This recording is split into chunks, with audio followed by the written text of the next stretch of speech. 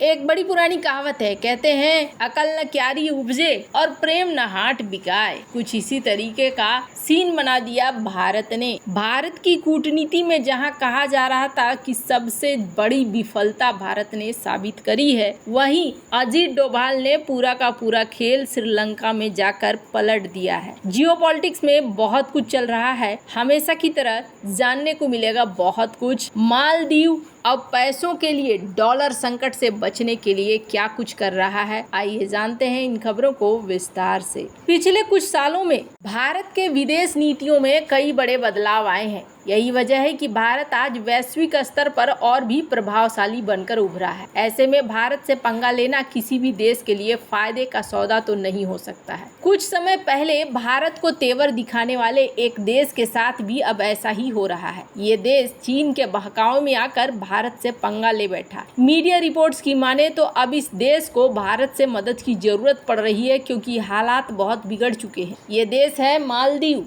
जहाँ के राष्ट्रपति मोहम्मद मुइज़ू अपनी नीतियों की वजह से खुद ही खतरे में आ गए हैं। कभी इस देश को पर्यटकों का स्वर्ग कहा जाता था, लेकिन अब खबरें आ रही हैं कि ये देश आर्थिक संकट का सामना कर रहा है। मोहम्मद मुइज़ू ने चीन के चक्कर में आकर भारत विरोधी नीतियां चलनी शुरू कर दी थी, जिसके जवाब में पीएम मोदी ने भी बिना किसी शोर शराबे के सिर्फ फोटो शूट करवाकर भारतवासियों को मालदीव के बजाय लक्षद्वीप के पर्यटन के बढ़ावा देने का संदेश दिया था। चीन के चक्कर में आकर जुलाई में मालदीव का शुद्ध विदेशी मुद्रा भंडार 50 मिलियन डॉलर से नीचे चला गया है, जबकि इस देश का सकल भंडार 400 मिलियन डॉलर तक गिर गया है। ग्लोबल रेटिंग एजेंसी फिच ने मालदीव की क्रेडिट रेटिंग को पिछली CC+ से घटाकर CC+ कर दिया है, जिसका नतीजा ये हुआ है कि मालदीव पर बाहरी कर्ज हो गया है। मीडिया रिपोर्ट्स के मुताबिक ये कर्ज करीब 3.5 अरब डॉलर के हैं। कोई रास्ता नहीं दिखने पर मालदीव ने चीन से मदद मांगी, लेकिन कर्ज के पुनर्गठन की मांग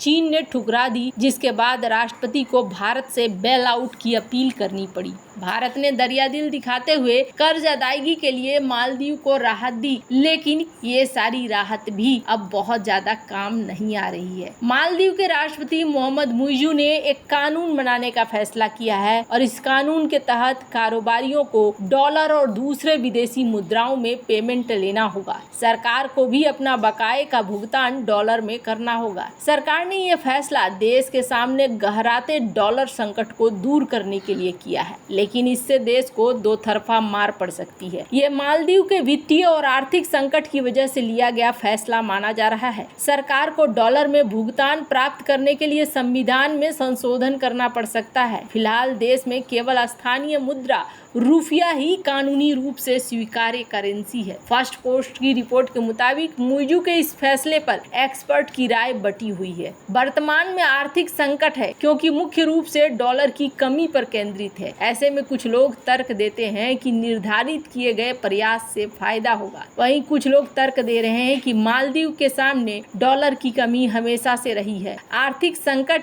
या पहले से ही था, इसके होने का खतरा था। दरअसल श्रीलंका में दोहरे आर्थिक संकट ने मालदीव के अधिकारियों और राजनीतिक नेतृत्व को इस बारे में सचेत कर दिया था कि आगे क्या होने वाला है। मुइज़ू सरकार मितव्ययिता की बात कर रही है, जिसमें संभावित नौकरियों में भी कटौती की बात हो रही है। मुइज़ू सरकार ने अमेरिकी करेंसी में कमाई करने वाले व्यवसायों से राजस्व भुगतान के लिए डॉलर स्वीकार करने की घोषणा ने बैंक ऑफ मालदीव में डेबिट कार्ड निकासी को लेकर सप्ताहांत के संकट को तेज कर दिया है। सरकार के पास बैंक की 66.3% हिस्सेदारी है और रातों रात बैंक के निर्णय ने मासिक निकासी के लिए $100 की ऊपरी सीमा तय कर दी। इसका मतलब ये हुआ कि मालदीव के छात्र और अन्य जगहों पर स्वास्थ्य सेवा चाहने वाले लोगों में घबराहट देखने को मिली। इसके बाद बैंक ने अपना निर्णय वापस ले लिया। मोहम्मद मुइज़ू को फुटबॉल खेलते समय घुटनों में चोट लगने के कारण वो इलाज के लिए सिंगापुर चले गए। दूसरी ओर मुइज़ू के संकेत देने के बाद मालदीव पुलिस ने डेबिट कार्ड से निकासी के लिए BML की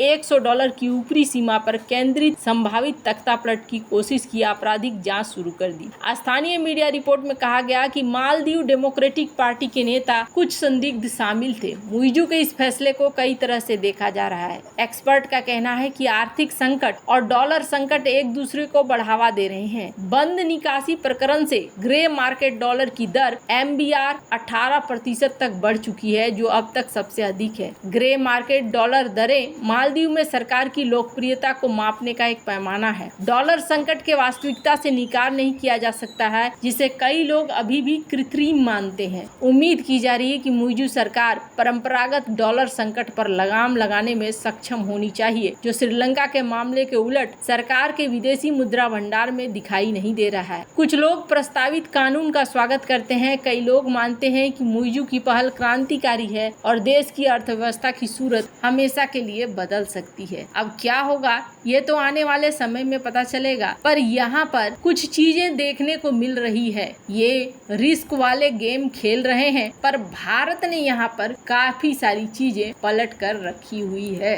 हमने आपको बताया था कि भारतीय NSA Ajit Doval Colombo security conclave के लिए पहुंचे हुए हैं श्रीलंका, और श्रीलंका में मीटिंग भी हो गई है। और सबसे बड़ी बात, चाइना को चौंका देने वाली बात यह है कि पिछली बार जब ये मीटिंग हुई थी तो इस मीटिंग में मुइजू यानी कि मालदीव के प्रतिनिधि शामिल नहीं हुए थे, पर इस बार यहाँ इनके प्रतिनिधि भी शामिल हुए। और न सिर्फ प्रतिनिधि शामिल हुए मालदीव के, पर एक MOU भी साइन हुआ है। NSA अजीत डोभाल शुक्रवार को श्रीलंका के राष्ट्रपति रानिल विक्रमसिंघे से मुलाकात करी, द्विपक्षीय आर्थिक सहयोग पर चर्चा करी। कोलंबो सुरक्षा सम्मेलन में भाग लेने के लिए डोभाल गुरुवार को कोलंबो पहुंचे थे। यह सम्मेलन शुक्रवार को आयोजित किया गया था। डोभाल ने राष्ट्रपति सचिवालय में विक्रमसिंघे से मुलाकात करने के बाद बहुत सारी बातें कही। इसके अलावा यहाँ श्रीलंका ने PM मोदी का आभार जताया कि इस तरीके से आपने हमारी बहुत बड़ी मदद करी है। अब ये जो बैठक है, ये बैठक बहुत ही ज्यादा महत्वपूर्ण है, क्योंकि ये बैठक चाइना को रोकने के लिए है। ये सभी जानते हैं। भारत के पास स्ट्रेटेजिक चेक पॉइंट्स वाले द्वीपों के साथ साथ 7500 किलोमीटर की एक बड़ी तटरेखा है। यही वजह है कि समुद्री सुरक्षा देश के लिए प्राथमिकता रहता है, जिसमें कोलंबो सिक्योरिटी कॉन्क्लेव एक महत्वपूर्ण भूमिका निभाता है। चीन लगातार समुद्र में अपना दायित्व बढ़ाने के लिए कदम उठा रहा है।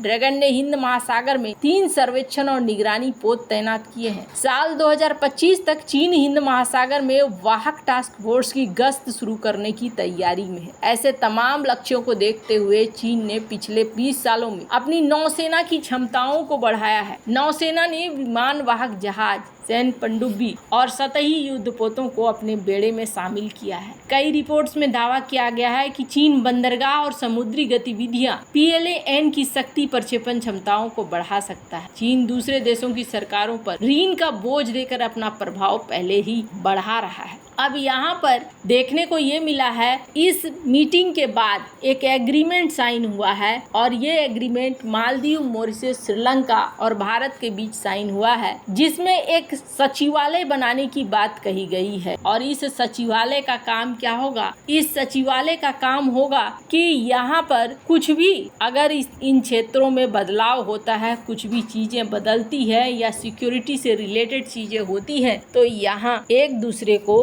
बताया जाएगा। मतलब अब ये सिर्फ एक मात्र संगठन नहीं रह गया है, पूरी तरीके से इसे फॉर्मल बनाया जा रहा है, जो भविष्य को देखते हुए किया जा रहा है। वैसे आपको क्या लगता है इन सब मामले में? आपकी क्या राय है? कमेंट कर जरूर बताएं। जल्द मिलते हैं अगले वीडियो में नई खबर के साथ।